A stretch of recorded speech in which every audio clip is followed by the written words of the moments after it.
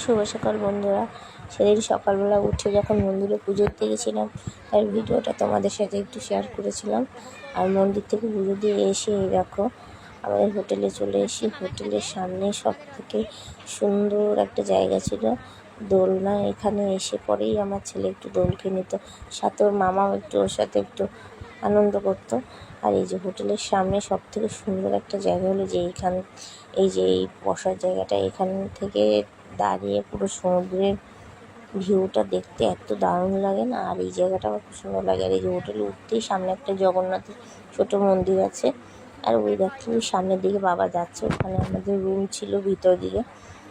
এই দেখো এই যে দেখো নিয়ে যাই যেখানটা বসে সমুদ্রের ভিউটা দেখা যায় সুন্দরভাবে। এই যে দেখো এই জায়গাটা কি সুন্দর, তাই না? বললাম না খুব সুন্দর, এই জায়গাটা আমার খুব সুন্দর লাগতো। এইখানটা অনেকটা এরিয়া নিয়ে এই জায়গাটায় দাঁড়িয়ে সমুদ্রের পুরো চারিদিকের বীজটা এত অসাধারণ দেখতে লাগে না, কি বলবো। আর ওখান থেকে নেমে পর এই যে রুমে চলে এসেছিলাম। এই যে রুমের একটু ছোট্টখানি ক্লিপ নিয়ে নিয়েছিলাম। এই যে দেখো রুমটা খুব সুন্দর ছিল।